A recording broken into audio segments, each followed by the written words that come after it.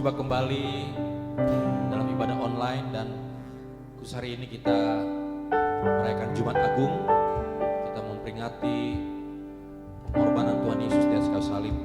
Dan biarlah dalam ibadah Jumat Agung ini kita boleh mengingat kembali kasih dan kebaikan Tuhan, anugerahnya, pengorbanan dalam kehidupan kita.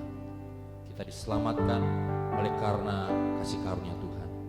Mari kita siapkan hati untuk memuji, menyembah dan meninggikan Dia. Mari kita berdoa terlebih dahulu. Bapa, kami bersyukur buat hari ini.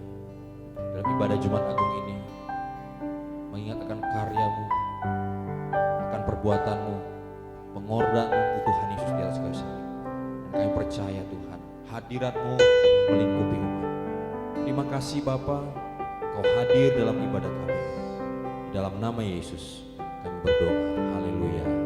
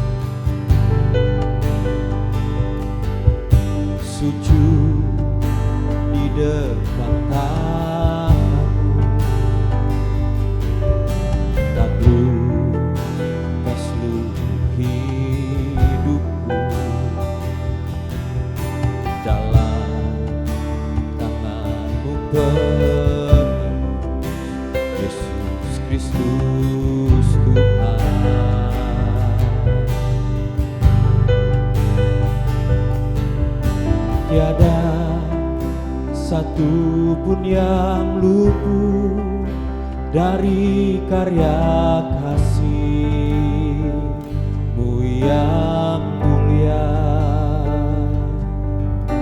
Bagi-Mu segala pujian, hormat, kemuliaan.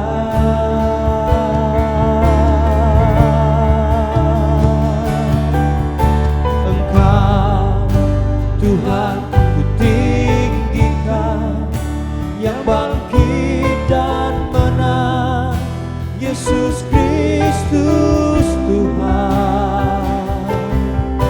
Raja mulia dan luhur, berkorban bagiku. Selamatkan jiwaku.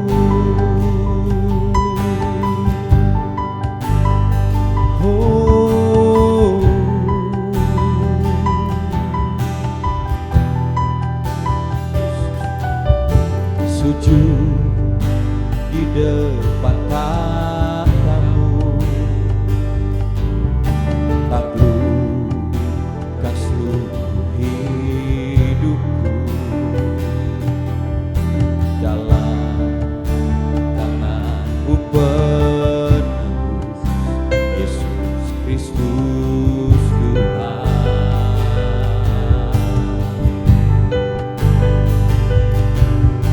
Tiada satupun yang luput dari karya kasih-Mu yang mulia.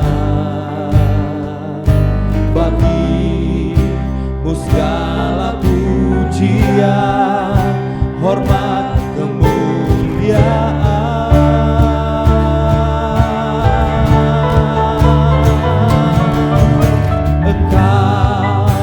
Tuhan ku tinggikan, yang bangkit dan menang, Yesus Kristus Kristus Tuhan, Raja mulia dan luhur, berkorban bagiku.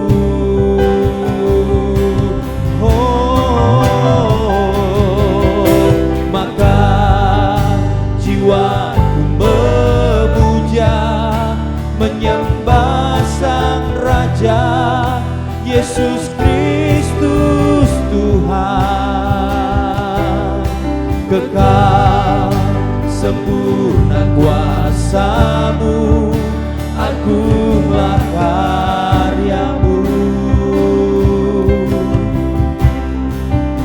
Yesus Kristus Tuhan.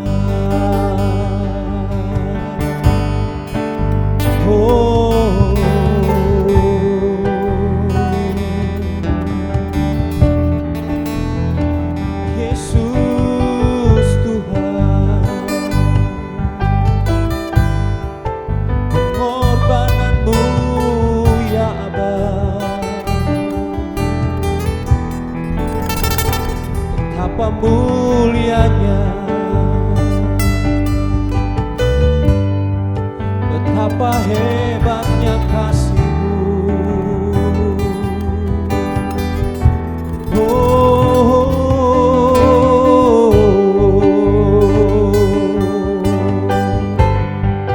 Terima kasih Yesus.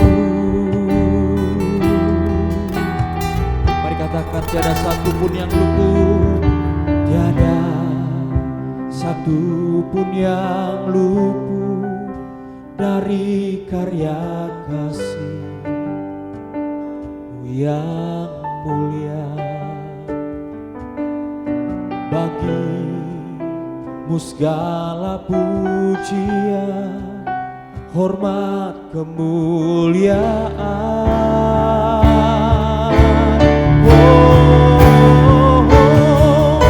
Engkau Tuhan ku tinggikan, yang bangkit dan menang, Yesus Kristus Tuhan, Raja mulia dan luhur, berkorban bagiku.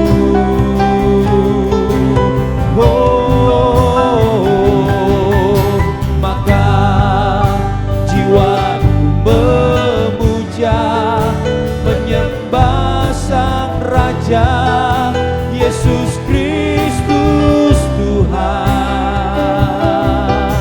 Kekal sempurna kuasa-Mu, agunglah karya-Mu,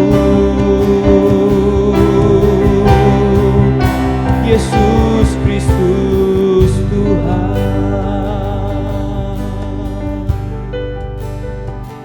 Mari sembah Dia, Yesus Tuhan. Dia Raja segala raja, Dia Maha Mulia, Dia Allah yang sempurna. Oh, sempurnalah kuasa-Mu, sempurnalah kasih-Mu, Yesus Tuhan. Engkau layak disembah, Engkau layak ditinggikan, Engkau layak ya Tuhan, Yesus Tuhan. Sembah Dia hai umat-Nya, tinggikan namanya, agunglah perbuatan-Nya.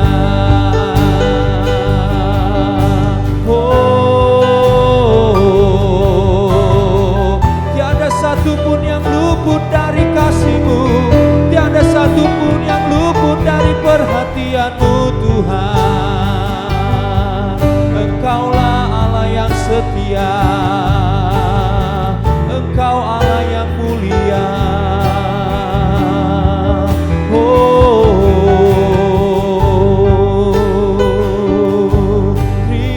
kasih Tuhan, terima kasih Yesus.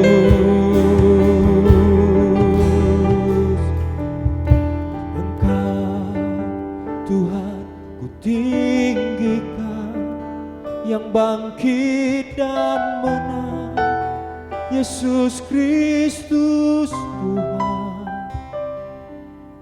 Raja mulia dan luhur, berkorban bagiku.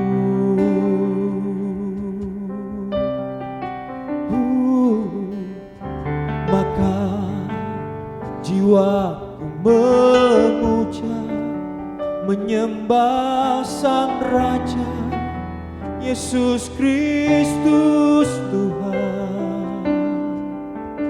Kekal sempurna kuasa-Mu, agunglah karya-Mu. Yesus Kristus Tuhan.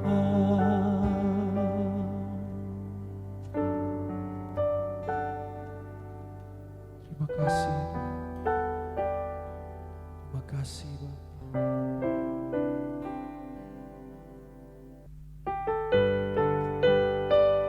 Terima kasih Yesus, Kau baik.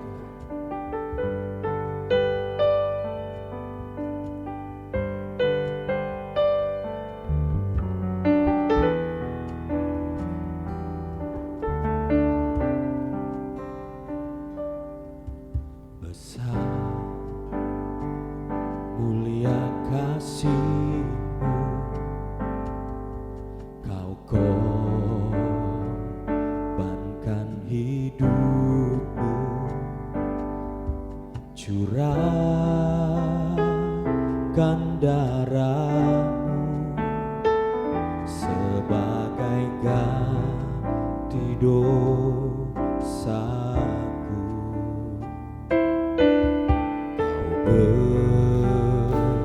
Berikan harapan di dalam kesesakan. Agunglah perbuatan-Mu, Yesus Tuhan penebusku.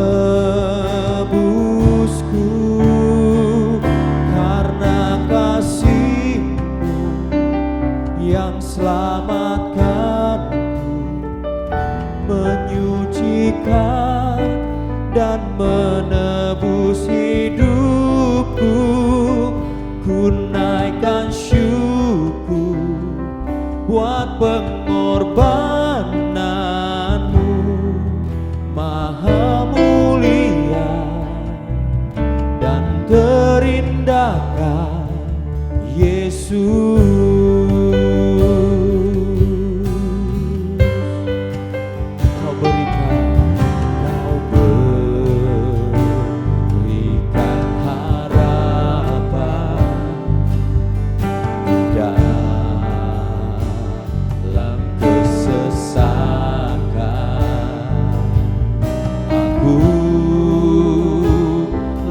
Perbuatan-Mu, Yesus Tuhan penebusku. Karena kasih-Mu yang selamatkanku, menyucikan dan menebus hidupku. Ku naikkan syukur buat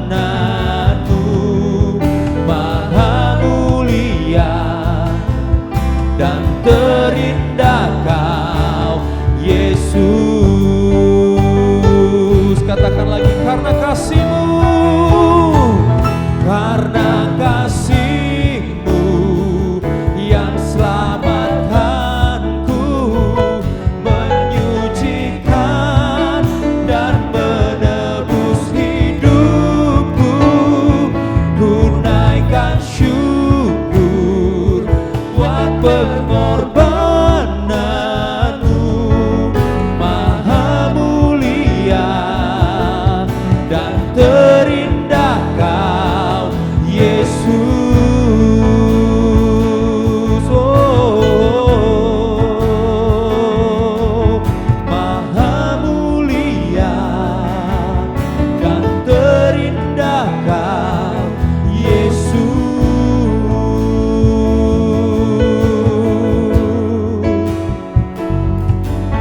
Maha mulia dan terindah Kau, Yesus.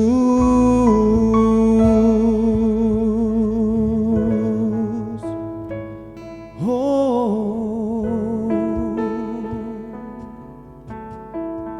oh.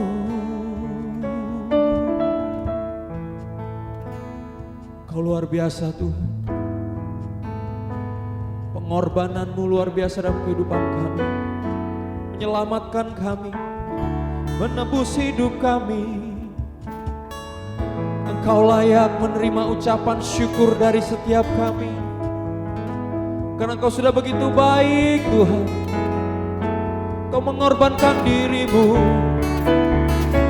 untuk setiap pelanggaran dan dosa kami.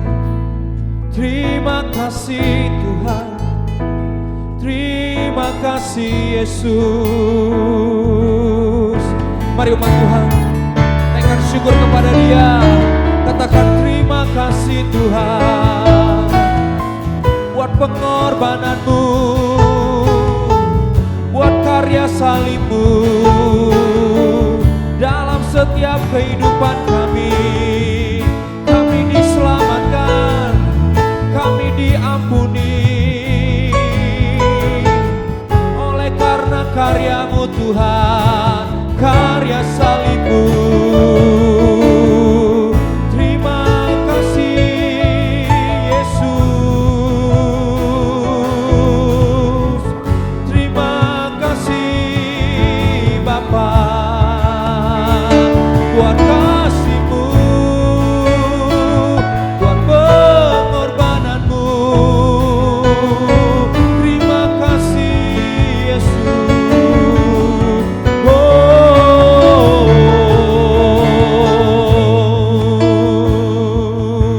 Sembah kami bagi-Mu, syukur kami hanya untuk-Mu. Oh, haleluya, haleluya, haleluya. Mari angkat kedua tanganmu di hadapan Tuhan. Haleluya.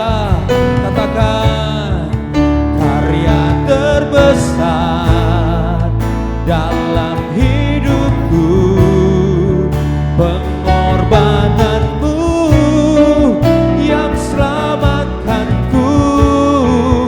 Engkaulah harta yang tak ternilai yang ku miliki dan ku hargai. Yesus, Engkau ku kagumi. Karya terbesar, karya terbesar dalam hidupku,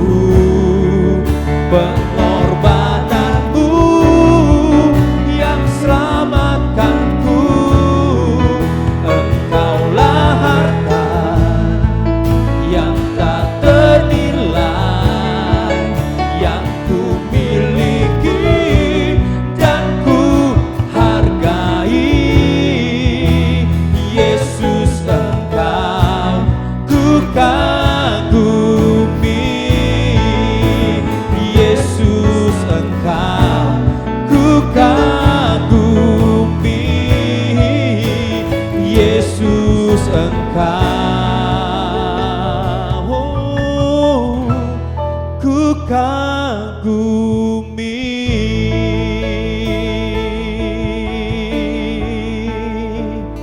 Haleluya.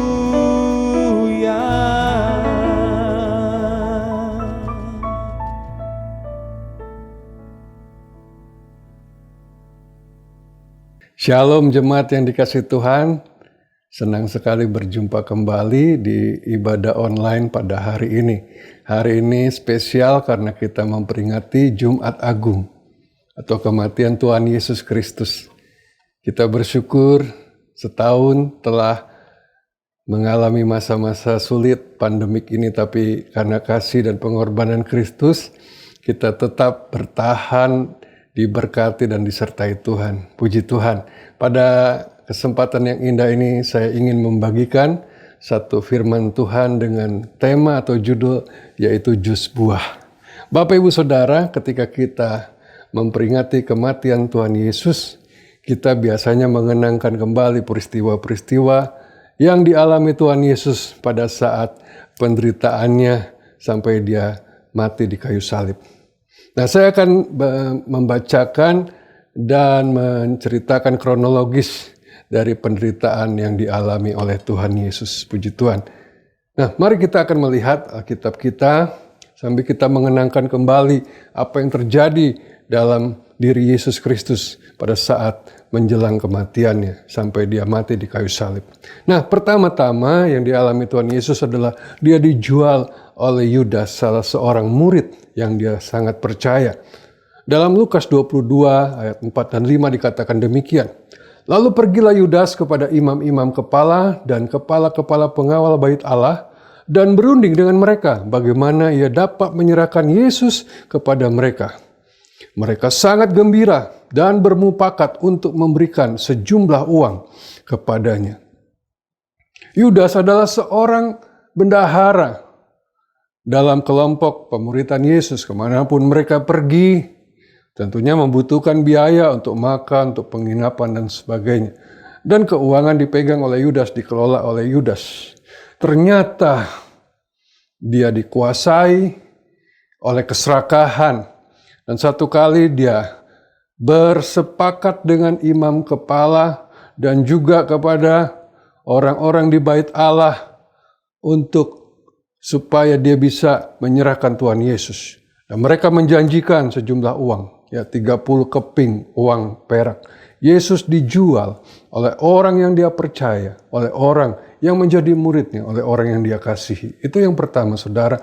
Kemudian kita melihat dia juga dihianati oleh Yudas dengan sebuah ciuman. Dalam Lukas 22 ayat 48 dikatakan begini, maka kata Yesus kepadanya, "Hai Yudas, engkau menyerahkan anak manusia dengan ciuman?" Jadi pada kesempatan itu, Bapak Ibu Saudara, Yudas mengajak para pengawal, para petugas dari bait Allah, anak buah dari imam besar, untuk menangkap Yesus. Hanya para murid yang tahu kemana biasanya Tuhan Yesus pergi di malam hari. Nah, ketika itu Yudas tahu bahwa Yesus ada di Taman Getsemani, sedang berkumpul dengan murid-muridnya, sedang berdoa. Dan dia berkata kepada para pengawal, nanti ada orang yang aku cium, dialah Tuhan Yesus, dialah Yesus. Maka pada saat itu dia menghampiri Tuhan Yesus, dia mencium Yesus. Yesus berkata, dengan ciumankah engkau mengkhianati aku? Saudara, kelihatannya begitu manis, begitu mesra. Tapi di balik perbuatannya itu, dia sedang melakukan pengkhianatan yang sangat besar. Kemudian akhirnya Tuhan Yesus ditangkap. Yohanes 18 ayat 12, maka pasukan prajurit serta perwiranya dan penjaga-penjaga yang disuruh orang Yahudi itu menangkap Yesus dan membelenggu dia. Yesus ditangkap, diperlakukan bagaikan orang yang sangat jahat. Karena para pengawal, para pasukan dari bait Allah itu membawa senjata lengkap, membelenggu dia, memperlakukan seolah-olah dia adalah residivis yang sangat mengerikan. Padahal Yesus berkata, setiap hari aku menyampaikan firman, aku pergi ke bait Allah, aku melakukan mujizat, aku melakukan kebaikan, tapi aku diperlakukan bagaikan seorang penjahat. Ya, Yesus ditangkap sebagaimana seorang penjahat. Dia diperlakukan seperti demikian, saudara. Nah, kemudian apa yang terjadi dengan para murid ketika Yesus ditangkap. Mereka sangat terkejut. Mereka sangat sedih dan marah, tapi mereka tidak bisa berbuat banyak. Mereka pikir mungkin Tuhan Yesus akan melakukan perkara ajaib, mujizat seperti yang dilakukan para nabi di masa lalu. Menurunkan api dari langit, yang mendatangkan tulah-tulah seperti Musa dan sebagainya. Tetapi ternyata Yesus menyerah begitu saja. Akhirnya saudara, dalam Markus 14 ayat 50 dikatakan, lalu semua murid itu meninggalkan dia dan melarikan diri. Bapak ibu saudara, tentunya kita tahu bagaimana para murid begitu membanggakan diri dan berkata pada saat perjamuan terakhir, ketika Yesus menceritakan tentang apa yang akan dialami. Oh, dia akan ditangkap, dia akan dihinakan, dia akan dianiaya dan bahkan mati di kayu salib. Mereka bersegera, berlomba-lomba mengatakan kepada Yesus, sekalipun aku harus mati, aku akan tetap ikut Engkau. Aku tidak akan meninggalkan Engkau.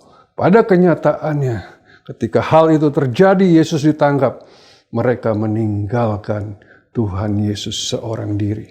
Bagaimana perasaan kita ketika kita membutuhkan orang-orang untuk ada di samping kita. Orang-orang kita percaya, orang-orang yang sangat kita kasihi, ternyata pada waktu mengalami kesusahan, tidak satu orang pun yang datang menyertai. Mereka semua pergi. Demikianlah yang dialami oleh Yesus pada saat malam penangkapan itu.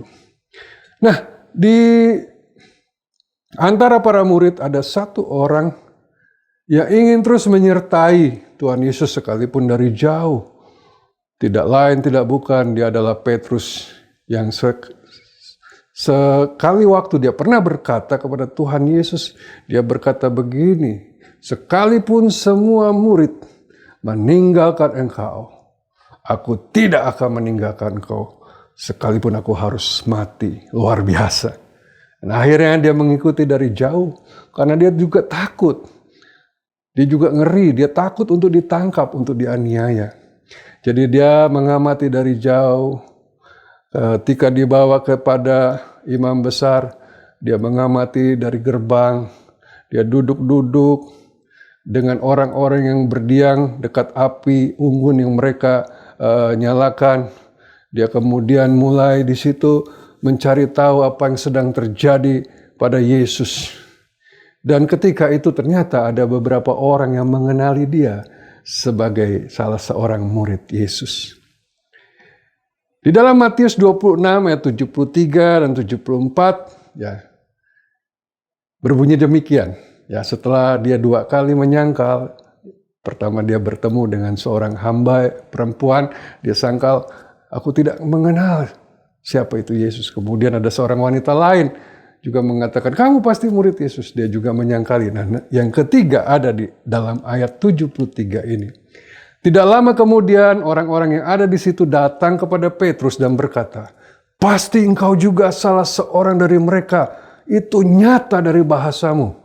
Maka mulailah Petrus mengutuk dan bersumpah, aku tidak kenal orang itu. Dan pada saat itu berkokoklah ayam. Bapak ibu saudara, Petrus dengan sangat tegas menyangkali Tuhan Yesus. Bahkan dengan sangat mengerikan dikatakan dia mengutuk dan bersumpah. Dia bukan cuma menyangkali aku tidak kenal Yesus, bahkan dia mengutuki Yesus. Dan dia bersumpah mungkin dengan nama Allah, dengan nama Tuhan, aku tidak kenal, demi Tuhan, demi Allah, aku tidak kenal siapa Yesus Kristus. Wah, bagaimana rasanya Tuhan Yesus ketika itu saudara. Dan tentunya saudara tahu bahwa Yesus dari kejauhan mendengar perkataan Petrus. Dia sempat menengok kepada Petrus. Petrus memandang Yesus. Dan saat itu dia menangis karena dia teringat Yesus berkata, sebelum Ya, kau menyangka 3 kali ayam tidak akan berkokok. Pada saat kau menyangka 3 kali ayam akan berkokok. Dan itu menjadi peringatan buat dia. Dia menyangkali dengan sangat keras, bahkan mengutuki, bahkan bersumpah. Betapa sakitnya perasaan yang dialami oleh Tuhan Yesus, saudara. Semua meninggalkan dia. Dia disangkali, bahkan dikutuki. Itu dari pihak murid-murid. Nah sekarang, apa yang Yesus derita dari pihak para orang-orang beragama, para ahli-ahli kitab Taurat, para tokoh-tokoh, para imam-imam Yahudi pada saat itu. Kita lihat di dalam Matius 26 ayat 59 dan juga 62, imam-imam kepala malah seluruh mahkamah agama mencari kesaksian palsu terhadap Yesus supaya ia dapat dihukum mati. Lalu imam besar itu berdiri dan berkata kepadanya, "Tidakkah engkau memberi jawab atas tuduhan-tuduhan saksi-saksi ini terhadap engkau?" Bapak Ibu Saudara, pada saat itu semua orang-orang pemuka agama mencari kesaksian-kesaksian palsu, artinya kepada dia dituduhkan tuduhan-tuduhan palsu, fitnah-fitnah keji, hal-hal yang tidak Tuhan Yesus lakukan difitnahkan kepadanya, dan Tuhan Yesus tidak membela diri, dia hanya terdiam. Dia mengatupkan mulutnya, dia tidak membantah satu kata pun. Dia adalah Allah yang menjelma menjadi manusia. Kita tahu bahwa orang Israel, apalagi terlebih pada masa itu, adalah orang-orang yang taat beragama, menjalankan ibadahnya dengan sangat luar biasa. Mereka mempunyai begitu banyak ritual-ritual, korban-korban persembahan kepada Tuhan. Tapi ketika Tuhan datang, mereka memperlakukan seperti itu. Mereka tidak mengenal Yesus sebagai Tuhan. Kemudian apa yang dilakukan oleh mereka? Ya, di dalam Matius 26 ayat 67 dan 68 dari terjemahan IMILT dikatakan begini. Lalu mereka meludahi mukanya dan meninjunya, dan mereka menamparnya seraya berkata, "Bernubuatlah terhadap kami, hai Mesias, siapakah orang yang memukulmu?" Tidak kira-kira lagi, saudara, mereka menganiaya Yesus sedemikian rupa. Dia diludahi mukanya, kemudian ditinju, ditampar beramai-ramai, diperlakukan seperti binatang. Dan mereka meledek, menghina, berkata, "Ayo kalau kamu nabi, kalau kamu Mesias, bernubuatlah, siapa yang tadi pukul kamu? Siapa yang tampar kamu? Siapa yang meludahi kamu?" Wah, oh, saudara, di posisi Yesus, apa yang kau rasakan? Begitu dihinakannya, saudara. Dia diludahi, dipukul, dan ditampar. Dan sama sekali Tuhan Yesus tidak bereaksi, tidak merespon. Dan kita lihat kemudian Tuhan Yesus juga dibawa ke hadapan Pilatus dan juga dibawa ke hadapan Herodes. Pilatus pada saat itu adalah wali negeri Roma di Israel, saudara. Dia adalah seorang pemimpin yang diutus oleh orang Roma, oleh Kaisar Roma untuk memimpin di Israel. Sedangkan Herodes adalah raja Israel atau raja boneka dari orang Israel yang dipilih oleh wali negeri tersebut. Yesus dibawa untuk dihakimi, untuk diajukan kesalahan-kesalahan yang seolah-olah dia buat. Dikatakan dalam Matius 27 ayat 13 dan 14. Maka kata Pilatus kepadanya, "Tidakkah engkau dengar betapa banyaknya tuduhan saksi-saksi ini terhadap engkau?" Tetapi ia tidak menjawab suatu kata pun, sehingga wali negeri itu sangat heran. Wah, semua yang datang itu berkata-kata menuduh, menyatakan kesalahan-kesalahan Yesus. Mereka semua memfitnah, mereka menyatakan tuduhan-tuduhan yang jahat. Tetapi Yesus tidak bergeming, dia tidak menjawab, dia tidak membantah. Luar biasa, Bapak Ibu Saudara. Yesus mengatupkan mulutnya, dia membiarkan dirinya difitnah, diperlakukan sedemikian. Kemudian pada saat itu ada sebuah kebiasaan di hari raya, maka pemimpin atau wali negeri akan membebaskan salah seorang tahanan, diberikan grasi amnesti, dibebaskan dari penjara. Dan pada saat itu Pilatus memberikan kepada orang-orang itu pilihan, apakah saya harus membebaskan Yesus atau saya harus membebaskan yang lain. Pada saat itu saudara bisa lihat dalam Lukas 23 ayat 18 sampai 21. Yesus ditolak. Mereka lebih memilih Barabas untuk dibebaskan. Tetapi mereka berteriak bersama-sama, enyahkanlah dia, lepaskanlah Barabas bagi kami. Barabas ini dimasukkan ke dalam penjara berhubung dengan suatu pemberontakan yang telah terjadi di dalam kota dan karena pembunuhan. Jelas Barabas adalah seorang penjahat yang sangat kejam, pemberontak terhadap Roma. Dia juga pembunuh, mungkin juga perampok dan sebagainya. Udah jelas dia adalah orang yang sangat amat jahat. Tetapi orang banyak memilih Barabas untuk dibebaskan. Mereka menolak Yesus. Pilatus berusaha untuk membebaskan Yesus. Dia berkata, sekali lagi Pilatus berbicara dengan suara keras kepada mereka karena ia ingin melepaskan Yesus. Tetapi mereka berteriak membalasnya, katanya, salibkanlah dia, salibkanlah dia. Bapak, Ibu, Saudara, sungguh sangat menyedihkan. Yesus ditolak, tidak satu pun perbuatan jahat dilakukan. Selama kehidupannya dia selalu melakukan perbuatan baik, melakukan mujizat, menolong orang-orang, menyembuhkan yang sakit, ya, memulihkan yang terluka hatinya, bahkan membangkitkan yang mati.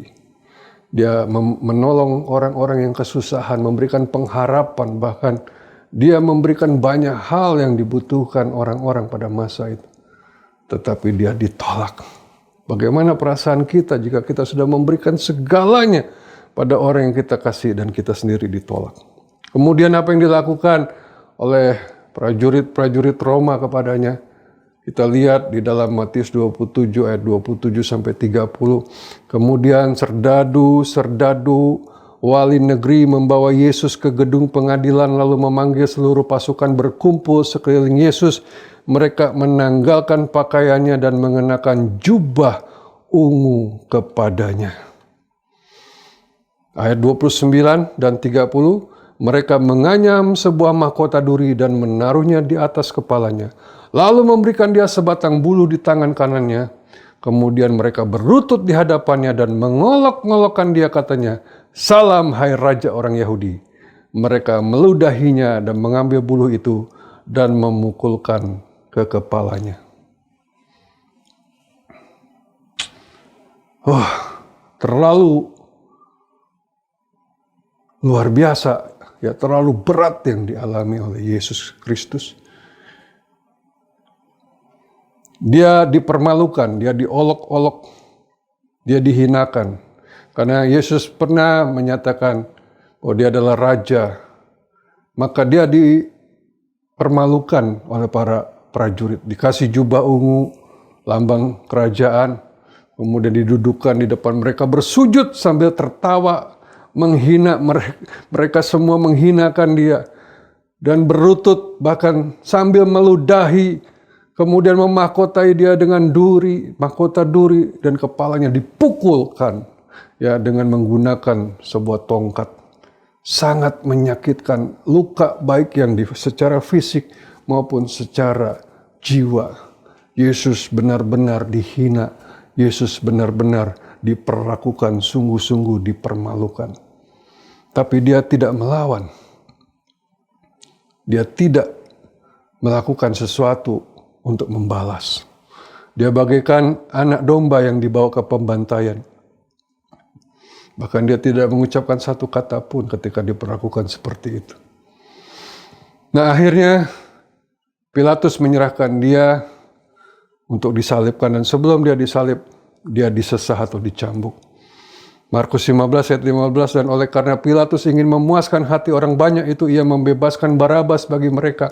Tetapi Yesus disesahnya, lalu diserahkannya untuk disalibkan. Dia dicambuk, saudara. Kalau saudara menonton film Passion of the Christ, saudara akan menyaksikan secara detail, secara begitu nyata bagaimana penderitaan Tuhan Yesus. Ketika dicambuk, dia dicambuk oleh cambuk yang luar biasa mengerikan, karena cambuk itu terdiri dari beberapa helai, ya, seperti tali yang terbuat dari kulit, dan di sana ditaruh besi-besi yang tajam, ya, yang sangat tajam, dan seperti pancing logam-logam yang sangat tajam itu. Ketika dicambukkan, dia menempel di kulit Tuhan Yesus, dan ketika ditarik, maka robeklah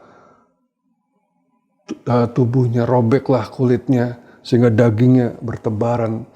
Saya seringkali menyaksikan itu nggak kuat, karena begitu menyedihkan, begitu sadis. Ya, saya tidak bisa bayangkan bagaimana perasaan Tuhan Yesus, apa yang dia rasakan ketika itu terjadi. Dia dicambuk oleh tentara yang begitu kuat, sampai tentara itu kelelahan, kehabisan tenaga.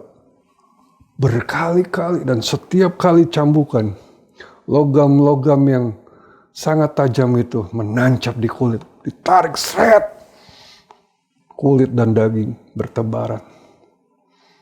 Dan Yesus tidak mengatakan kata-kata untuk membalas. Dia tidak mengucapkan kata-kata kebencian.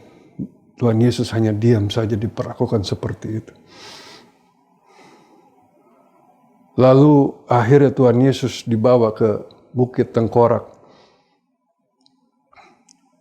dan dia disalibkan. Salib adalah sebuah hukuman yang paling mengerikan di zaman Romawi. Orang-orang yang paling jahat saja yang menerima hukuman salib ini. Hanya orang-orang yang begitu tidak ada ampun lagi untuknya, yang begitu kejam, yang begitu jahat, yang tidak mungkin lagi dimaafkan. Orang-orang seperti itulah yang disalib. Dan Yesus, menurut mereka, harus disalibkan. Sebuah hukuman yang sangat menyakitkan. Saya tidak punya waktu untuk menjelaskan betapa rusaknya tubuh seseorang ketika mengalami penyaliban, dan betapa sangat menderitanya orang tersebut sampai maut. Ya, sampai dia meregang nyawa. Dan Yesus harus alami itu.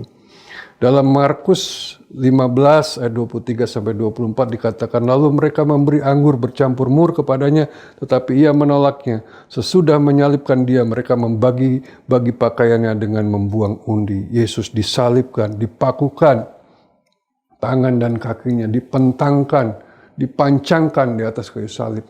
Antara langit dan bumi, darah bercucuran, ya, di tengah matahari siang yang luar biasa panas, dia harus menderita sedemikian. Dan rasa sakit yang luar biasa dialami Tuhan Yesus, bukan cuma secara fisik, bukan cuma secara jiwa, tetapi juga secara roh. Kenapa? Karena pada saat disalib tersebut, dia mengalami peristiwa yang paling berat buatnya, yaitu dia harus ditinggalkan oleh Bapaknya. Bapa di surga memalingkan wajah dari Tuhan Yesus karena dia sedang menanggung dosa seluruh umat manusia di dunia. Sehingga itu sangat menjijikan untuk Bapa melihat Yesus. Yesus begitu kotor, begitu busuk, begitu hancur lebur oleh dosa manusia, dan Bapa memalingkan wajah, dia meninggalkan Yesus. Dikatakan dalam Markus 15 ayat 34, pada jam 3 berserulah Yesus dengan suara nyaring, Eloi, Eloi, lama sabachthani, yang berarti, Allahku, Allahku, mengapa engkau meninggalkan aku?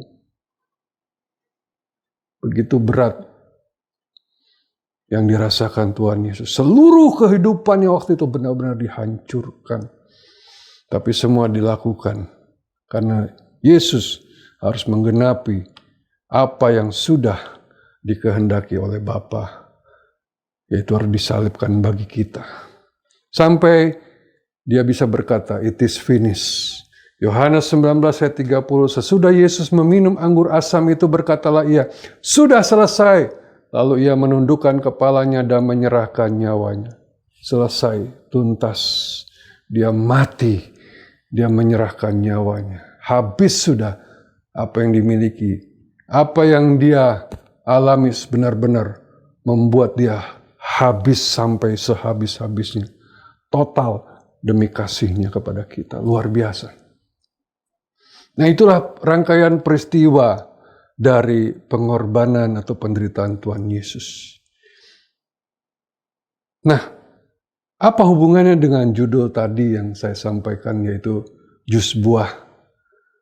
Saya mau saudara membayangkan jika kita sedang memeras sebuah buah, entah itu anggur, entah itu jeruk, atau buah apapun. Kita mau ambil sarinya dari buah tersebut, maka buah itu harus dipotong dan kemudian diperas. Apa yang keluar darinya itu adalah sari buah. Nah, kalau kita lihat pada zaman dahulu orang membuat wine, ya, anggur itu harus ditekan, diinjak-injak agar hancur, ya, sehingga kulit dari buah itu dan daging dari buah itu hancur, sehingga yang keluar adalah cairan. Dan cairan itu diambil kemudian diendapkan, ya, dan dibuat menjadi wine. Itulah yang dilakukan kepada buah anggur. Demikian juga kalau kita inginkan sari buah jeruk, kita harus memotong jeruk itu dan meremas buah tersebut supaya keluar sarinya. Nah, saudara, kita lihat lagi penderitaan Yesus. Apa yang keluar dari diri Yesus ketika ia ditekan, ketika ia diperas, ketika dia diremukan. Tadi kita sudah melihat rangkaian begitu banyak penderitaan Yesus. Dia dijual, dihianati, disangkali, dikutuki, ditinggalkan, difitnah, diludahi, dipukuli, ditampar, ditolak, diolok-olok, dipermalukan, dicambuk, bahkan sampai disalib. Apa yang keluar dari diri Yesus ketika dia ditekan, diperas, diremukan sedemikian? Apa yang dihasilkan dari diri Yesus ketika dia mengalami semua itu? Mari kita akan lihat dengan cepat beberapa hal yang keluar dari diri Yesus. Dia dihianati, dia disangkali, dia dikutuki oleh Petrus. Tetapi apa yang dilakukan?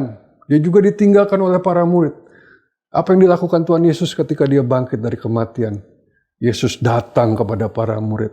Dia rekonsiliasi dengan semua para muridnya. Terlebih dengan Petrus secara khusus, dia datang dan meminta komitmen ulang dari kasih Petrus kepadanya. Dalam Yohanes 21 ayat 13-15 dikatakan, Yesus maju ke depan mengambil roti dan memberikannya kepada mereka. Demikian juga ikan itu. Itulah ketiga kalinya Yesus menampakkan diri kepada murid-muridnya sesudah ia bangkit dari antara orang mati. Sesudah sarapan, Yesus berkata kepada Simon Petrus, "Simon anak Yohanes, apakah engkau mengasihi aku lebih daripada mereka ini?" Jawab Petrus kepadanya, "Benar Tuhan, engkau tahu bahwa aku mengasihi engkau," kata Yesus kepadanya. "Gembalakanlah domba-dombaku." Ketika Yesus bangkit dari kematian, dia tidak mengata-ngatai muridnya, mendatangi mereka dan menghakimi, memarahi, tidak. Dia datang untuk rekonsiliasi. Dia datang menyediakan makanan untuk mereka dan kemudian Yesus menyatakan lagi kasihnya dan dia meminta komitmen ulang dari murid-muridnya khususnya Petrus. Mempertanyakan kembali kasihnya dan memulihkan hati mereka. Luar biasa. Ketika Yesus dihianati, ketika Yesus ditinggalkan, yang keluar dari dirinya adalah kasih. Lalu apa yang Tuhan Yesus lakukan ketika dia ditangkap? Pada saat itu, salah seorang murid yaitu Petrus mengeluarkan pedang.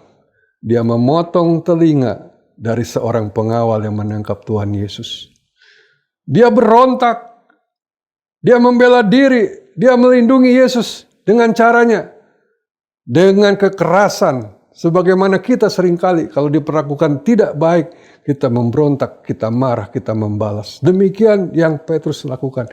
Dia memotong telinga pengawal imam besar tersebut. Tapi apa yang Yesus lakukan? Justru kebalikannya. Mari kita lihat Lukas 22 ayat 50 sampai 51. Dan seorang dari mereka menyerang hamba imam besar sehingga putus telinga kanannya. Tetapi Yesus berkata, "Sudahlah itu." Lalu ia menjamah telinga orang itu dan menyembuhkannya. Bapak Ibu Saudara, Yesus justru malah menyembuhkan orang yang menangkapnya, orang yang akan menyalibkannya, orang yang akan menganiaya dia. Aneh. Dia bukan mengutuki, dia bukan membenarkan perbuatan Petrus. Malah dia menjamah telinga orang tersebut dan menyembuhkan, melakukan mujizat. Ketika Yesus ditangkap, diperlakukan tidak adil, yang keluar dari dirinya adalah kasih. Haleluya. Nah, demikian juga ketika ia dicaci maki, ketika ia diperlakukan dengan sangat mengerikan lewat tuduhan-tuduhan, kata-kata fitnah, kata-kata yang membuat dia seolah-olah dia penjahat, dia seolah-olah melakukan perkara-perkara yang sangat jahat. Apa yang dia lakukan? Dia tidak membalas. Di dalam 1 Petrus 2 ayat 23, ketika ia dicaci maki, ia tidak membalas dengan mencaci maki.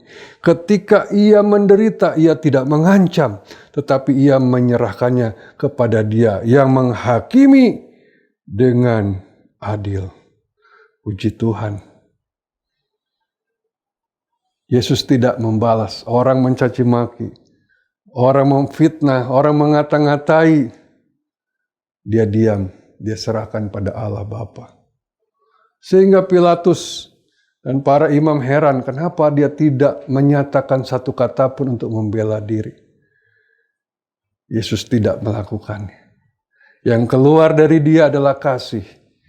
Ketika dia diperas, ketika dia ditekan, ketika dia diremukkan, dari diri Yesus yang keluar adalah kasih.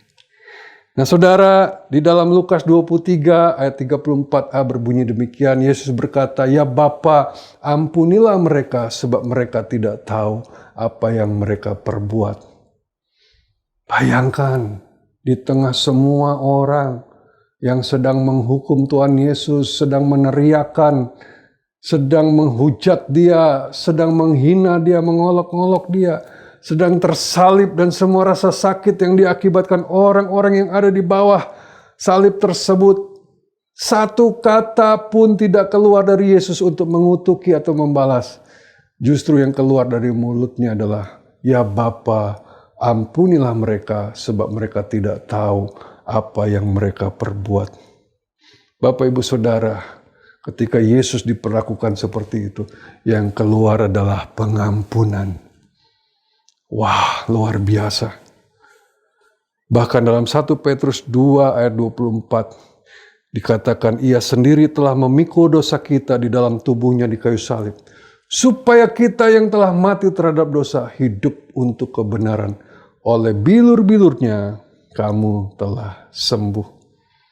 Final, hasil akhir yang keluar dari diri Yesus, selain kasih dan pengampunan, dikatakan dalam 1 Petrus 2 ayat 24, dia bahkan memikul semua dosa manusia di dalam tubuhnya. Wah, saya tidak bisa mengerti betapa luar biasanya kasih Tuhan Yesus Kristus. Nah, itulah yang keluar dari Tuhan Yesus ketika dia ditekan, diperas, diremukkan. Seperti buah jeruk yang dipotong, diperas, maka keluar sari buah. Sari buah dari Yesus ketika ditekan, diperas, diremukkan, diperlakukan sedemikian rupa, yang keluar dari dirinya adalah kasih. Kenapa bisa seperti itu?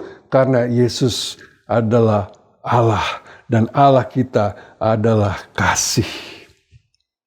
Perbuatan apapun yang ditujukan kepada Yesus, sejahat apapun yang diperlakukan orang kepada Yesus, maka yang keluar dari Yesus adalah kasih. Karena Yesus adalah kasih. Luar biasa. Luar biasa. Itulah Yesus Kristus yang luar biasa. Nah, kita bisa mengambil pelajaran dari sini. Kalau Yesus ditekan, diperas, diremukkan, maka yang keluar dari dirinya adalah kasih. Pertanyaannya adalah, apa yang keluar dari diri kita? Dari diri saya dan saudara ketika saudara ditekan, diperas, diremukkan oleh keadaan dan oleh orang-orang di sekitar kita. Ketika nama kita dijual, kita dikhianati oleh orang yang kita cintai, kita disangkali, kita dikutuki, kita ditinggalkan oleh orang-orang yang kita percaya yang dekat dengan kita. Kepada kita dituduhkan tuduhan-tuduhan palsu, fitnah yang jahat. Bahkan kita diludahi, dipukul, ditampar, ditolak, diolok-olok, dipermalukan. Kita dirugikan, kita disakiti. Apa yang keluar dari hidup kita? Kalau Yesus sudah jelas, apapun yang diperlakukan yang jahat kepadanya, yang keluar dari dirinya adalah kasih. Tapi kita sebagai anak-anak Tuhan, apa yang keluar dari hidupmu ketika engkau mengalami hal seperti tadi? Mari kita merenungkan sejenak. Jujur saya mau katakan, ketika orang lakukan hal-hal seperti itu, yang keluar dari saya mungkin bukan kasih, mungkin kemarahan, mungkin kekecewaan, mungkin kebencian.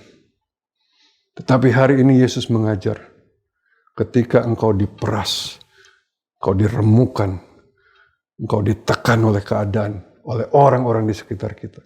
Yang Yesus rindukan keluar dari diri kita adalah kasih. Anggaplah ini hidup kita. Dan ternyata dalam kehidupan kita tidak selalu berjalan mulus.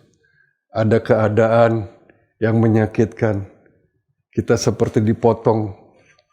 Kita disakiti.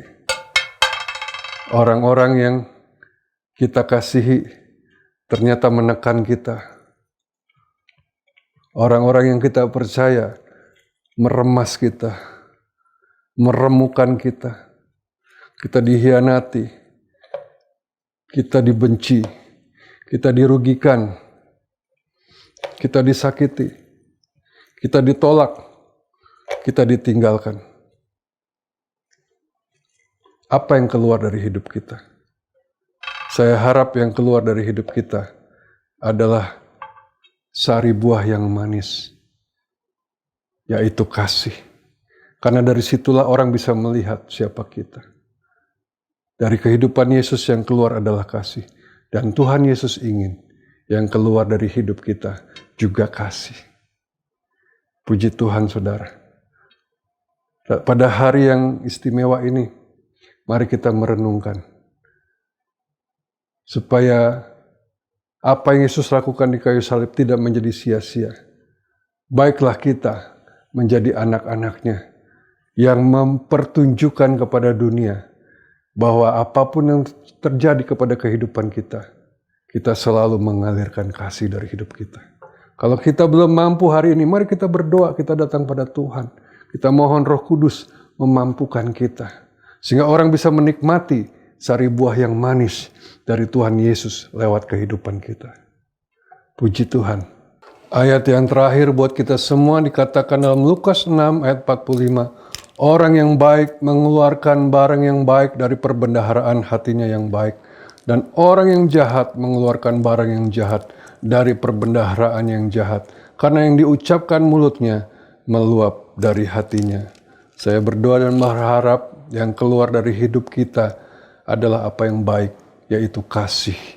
Kasih agape, kasih dari Kristus. Sehingga orang bisa merasakan betapa baiknya Tuhan kita. Dan mereka datang mempermuliakan Dia. Mari kita siapkan hati kita untuk masuk dalam perjamuan kudus. Saudara boleh ambil roti, hosti, atau apapun yang bisa saudara pakai.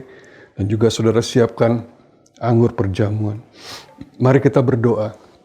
Bapa, kami bersyukur dan berterima kasih betapa baiknya Engkau. Engkau sudah menjadi teladan yang luar biasa buat kami. Hidupmu diperas, diperlakukan sedemikian, diremukkan, dihancurkan. Tapi yang keluar dari dirimu adalah semata-mata kasih. Tuhan, biarlah kami mengingat hal ini dan kami mau meneladani Engkau. Dan kami mau makan dan minum perjamuan ini untuk mengenangkan Engkau. Dan menjadi satu dengan Engkau. Sehingga hidup kami sama seperti Engkau. Mari angkat tangan kananmu. Mari kita mengucap syukur untuk roti ini tubuh Kristus yang telah dipecah-pecahkan bagi kita. Kita makan dengan ucapan syukur dalam nama Yesus. Terima kasih. Kita angkat cawan di tangan kanan, kita mengucap syukur untuk darah yang tercurah, yang telah menebus segala dosa kita, yang telah menghancurkan pekerjaan iblis. Terima kasih Bapa, untuk darah yang tercurah di kayu salib, membebaskan kami dari dosa, menghapus segala dosa kami. Kini kami menjadi milik-Mu, telah dibeli dengan lunas, dengan harga yang mahal, yaitu darah-Mu. Terima kasih Tuhan. Kami akan meminumnya, kami akan menjadi satu dengan Engkau. Kami ingin serupa seperti Engkau. Dalam nama Yesus. Terima kasih. Mari angkat tangan saudara. Terimalah segala berkat yang tercurah lewat kematian Tuhan Yesus di kayu salib bagi kita semua. Terima kasih. Kami mengucap syukur Bapa. Terimalah berkat yang berlimpah-limpah dari Allah Bapa. Kasih sayang, kemurahan, rahmat dari Tuhan Yesus Kristus, penyertaan, urapan, kuasa, dan otoritas, pertolongan, penghiburan, dan persekutuan bersama Roh Kudus, menyertai kehidupan kami sekalian, mulai hari ini sampai selama-lamanya. Dalam nama Yesus yang percaya dan mengasihi Tuhan, katakan, amin. Puji Tuhan. Saya berharap pada kesempatan yang indah ini, walaupun di rumah, kita tetap menghayati pengorbanan Kristus. Kita meneladani Dia dan menjadi saluran kasih buat semua orang. Tuhan Yesus memberkati. Sampai jumpa lagi. Haleluya. Amin.